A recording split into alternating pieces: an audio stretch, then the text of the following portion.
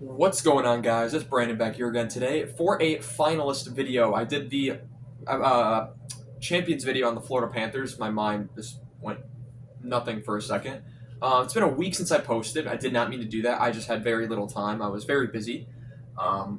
And so now we're going to do the finalist video for the Edmonton Oilers. 2024 and now 2025 Stanley Cup finalists. They come up short in back-to-back years, both times at the hands of the Florida Panthers. So this season, 48, 29, and 5, 101 points, which was good enough for third in the Pacific, sixth in the West, ninth in the league. Overall, not too shabby. Top 10 team. Coach, Chris Knobloch again, and no reason to change. He's gotten into the Stanley Cup final in both of his years coaching, one of which was not even a full season. Captain of this team, of course, is Connor McDavid, and I don't expect that to change anytime soon. Hint, hint for the future. Goals for, they were 11th with 259. Goals against, 14th with 236. Power play tied for 11th at 23.7%. PK 16th, 78.2%, right at the halfway mark of the league. So, let's look at their playoff run. The LA Kings, fourth straight first-round series that these two teams met. This was the first time LA had home ice, and early on, it was a just destruction. 6-5 win by LA. LA was up, I think, 4-1. Was it 3-0 or 4-1 in, or even maybe, I don't even know. It was one of those scores in game one. Edmonton fights back in the last minute to tie the game, and then LA comes right back down the ice 20 seconds later and takes the lead and takes game one. Game two, Edmonton is trounced, 6-2. They put Calvin Pickard in, Stuart Skinner is out, and Pickard begins a fantastic run. 7-4 win for Edmonton, and that only happens is because of one of the worst challenge calls I've ever seen by the LA Kings. And they get the penalty. Bouchard comes down the ice. I'm pretty sure he scored the tying, and then he scored the goal to go ahead as well. So they win that one, and then they start coasting. They win 4-3 in overtime, 3-1, and 6-4. LA had their chance and blew it with the Oilers. Vegas in round two. This was supposed to be a lot much of a closer series than the one against LA. People expected Edmonton to beat LA again. Vegas was a different beast. They won the division. They won a Stanley Cup recently, and last time these two teams played, Vegas beat them in the second round of 2023. This time, Edmonton wins in 5, and it's Calvin Pickard again. 4-2, 5-4 overtime win in Vegas for games 1 and 2. And then game 3, it's a 4-3 win as Riley Smith scores with less than a second to go in the game to take game 3 for the Vegas Golden Knights in Edmonton. 3-0 and 1-0 back-to-back shutouts for Stuart Skinner as Calvin Pickard goes down hurt in one game. I believe it was game 3 he got hurt. And Stuart Skinner redeems himself. Back-to-back shutouts, 3-0 and then a 1-0 overtime win. But I think it was Kasperi Kapanen with the winner in that one. Against Dallas for the second year in a row. Dallas' third straight trip to the conference finals, and you think maybe this is the year. They're finally going to get over the hump. They added Rantanen. This is the most loaded team in the West on paper, just player for player-wise. They're going to do it. In game one, it looked like they were. They win 6-3. Domination by the Oilers the rest of the way. They win 3-0, 6-1, 4-1, 6-3. Oh, by the way, Stuart Skinner is back as the primary goaltender even after the back-to-back shutout. So he had 3 shutouts in 4 games. So he looked like the best goalie in the league for a little period of time. It's just very interesting how much he could switch. He could be the worst goaltender in the playoffs and then become the best goaltender in the league in a span of a couple weeks. And then Florida. Florida, they took them to 7 after they're going down 3-0 in 2024. They win game 1, the big one, 4-3 in overtime, already changing the complexion of the series. That was a game where they came back and won, and a lot of momentum going into game 2, where they lose in double overtime. But they split with the Panthers, which was important. You'd like to take 2 at home, but Brad Marchand gets the double OT winner. And overall, you're happy with going 1-1 with the Panthers. They go to Florida, and they get killed 6-1. Game 4, they come back again. They win 5-4 in overtime. Draisaitl with the OT winner in both game 1 and game 4. And that would be the last. You would think with the OT win in Florida, they got all the momentum coming home because they also had home ice in this final. They didn't have home ice against Florida in 2024. In 2025, they do. They come back home and they lay a huge egg as they were down 3-0 early and the game was over before you even thought of it. 5-2 win for Florida, and then Florida finishes it off back at home. 5-1 win. Edmonton loses in the final again. In terms of point scores throughout the series, season and then playoffs. In the regular season, it was Draisaitl who led the way. 71 games played, 52 goals, 54 assists, 106 points. Connor McDavid in 67 games, 26 goals, 74 assists, 100 points. Bouchard, 82 games, 14 goals, 53 assists, 67 points. A lot of critiques about Bouchard's play and about how the contract he got handed out. Very good offensive defenseman. Defensively, he does have his struggles, but it's the sacrifices you take for a puck-moving defenseman. Nugent Hopkins, 78 games played, 20 goals, 29 assists, 49 points. Zach Hyman, 73 games, 27 goals, 17 assists, 44 points. Darnell Nurse, 76 games, 5 goals, 28 assists, 33 points. Matthias Ekholm, 65 games played, 9 goals, 24 assists, 33 points. And then 3 of their depth guys who will not be with the team next season. Connor Brown, 82 games played, 13 goals, 17 assists, 30 points. Corey Perry in 81 games had 19 goals at 40 years old.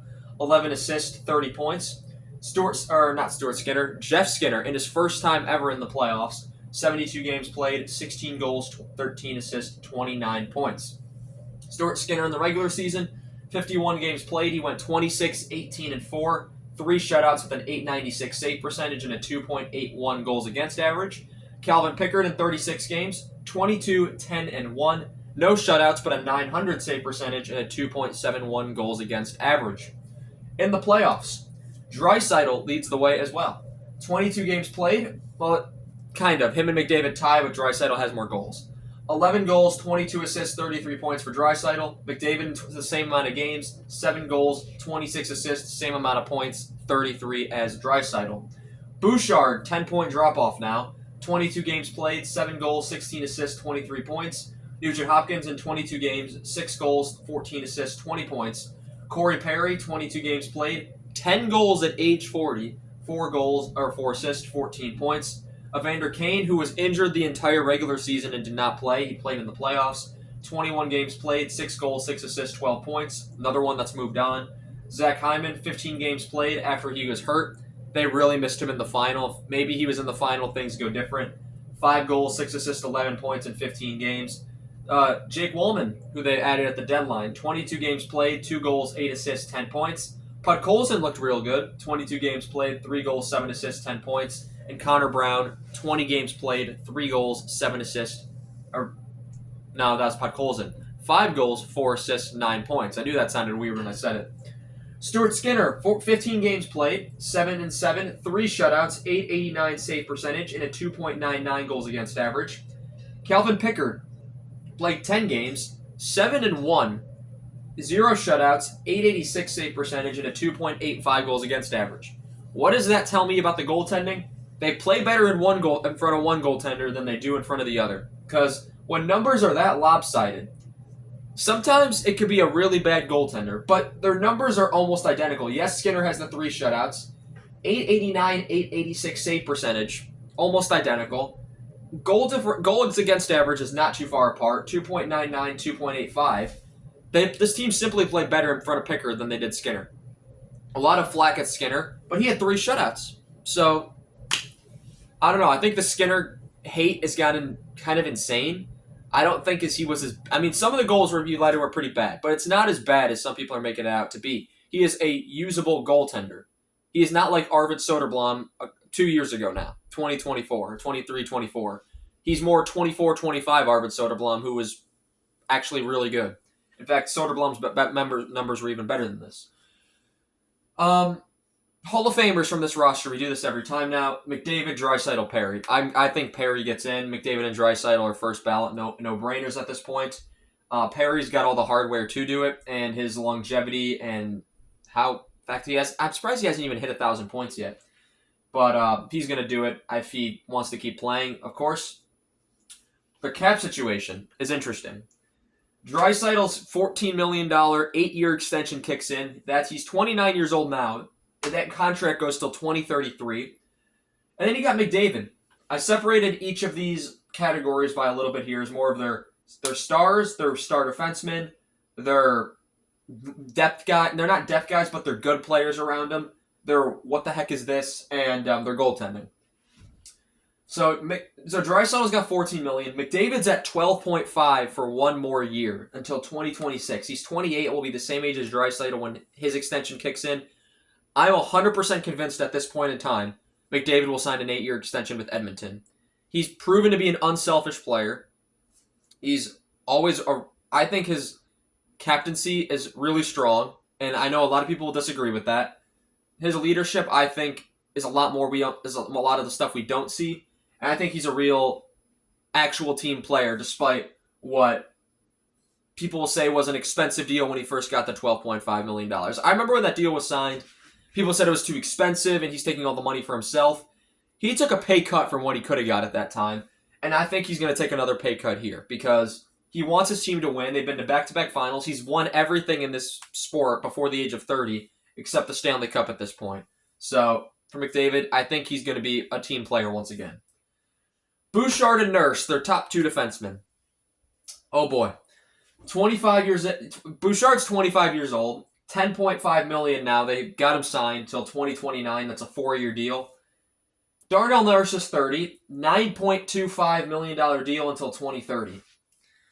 They would not be in as much trouble as they are if it not be for that Nurse contract. That Nurse contract is painful. If it was $6 million, it'd be better. If it was anything less than $9.25 million, of course it would be better.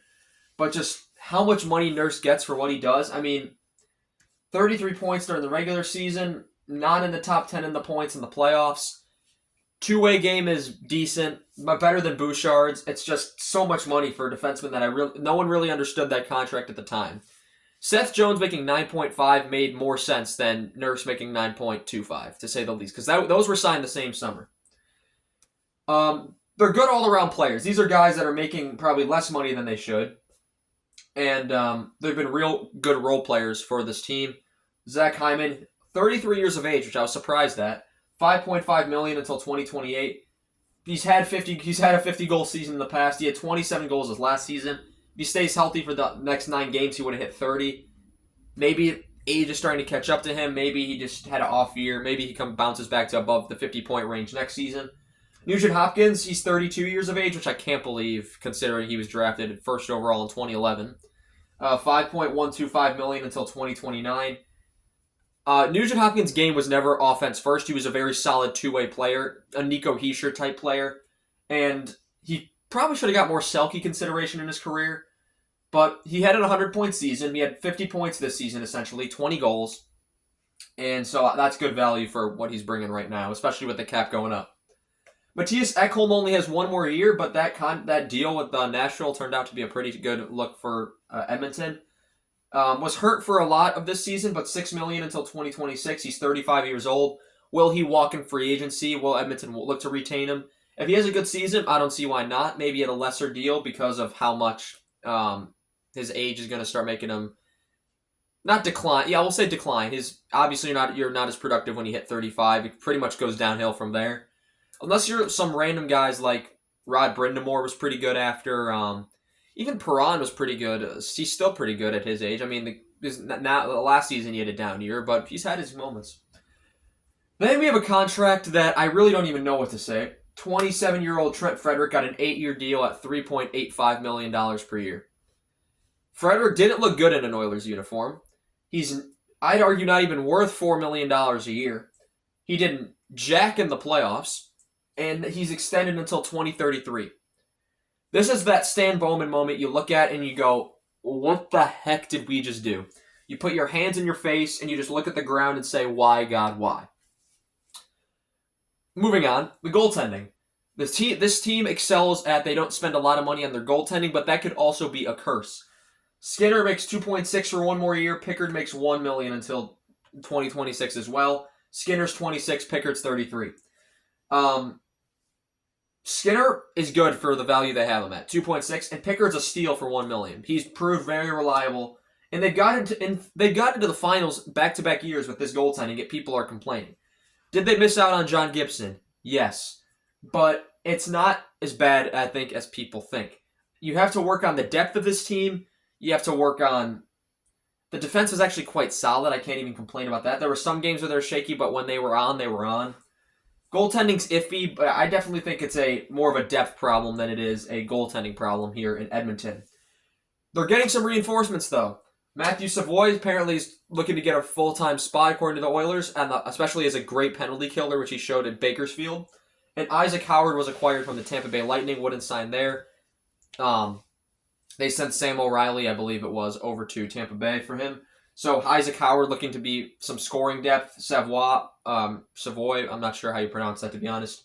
They acquired him in the McLeod deal. Can this be a really good move by the Oilers? Can he blossom into that middle six role, good penalty killer, maybe with some offensive upside as well? We'll see. In terms of losses this team's going to take, I'm going to do a season preview, I think, for all 32 teams this season. I've never really done that. I've never kind of focused on the Hawks. But it's something I want to look more to, especially with I've got one more year of college, and I want to start really broadening my view and going into posting more about just everything overall. Connor Brown's gone, Corey Perry's gone, Jeff Skinner. Connor Brown to New Jersey, Perry to LA, Skinner to San Jose. He apparently said 1 year in the playoffs is enough for me. I'm not meant for this. Evander Kane's been traded to Vancouver. Victor Arvidsson's been traded to Boston. So a lot of change overall in the middle to bottom six of this team. It's going to be very interesting to see where this team ends up. Can they go back to the finals? And I honestly think their window might have closed here. You have Connor McDavid, so you're always going to have that possibility. You have Leon Draisaitl, so you're always going to have that possibility. But overall, losing that much depth, that much experience on a team, you're going to have to expect Podkolzin to step it up more. You're going to have to ask Janmark to step up more. Majapani, who they added in free agency, they're going to have to ask to step up more. And Isaac Howard and Savoy, those two I'm expecting to make the lineup. They have to play good role-playing roles right away for this team to have any chance to go back to the final. But anyway, guys, that's going to be this video. 2024-25 Stanley Cup finalist, not winner. Maybe next year they are. The Edmonton Oilers. Thank you all so much for watching, and I shall see you all in the next one. Have a good one.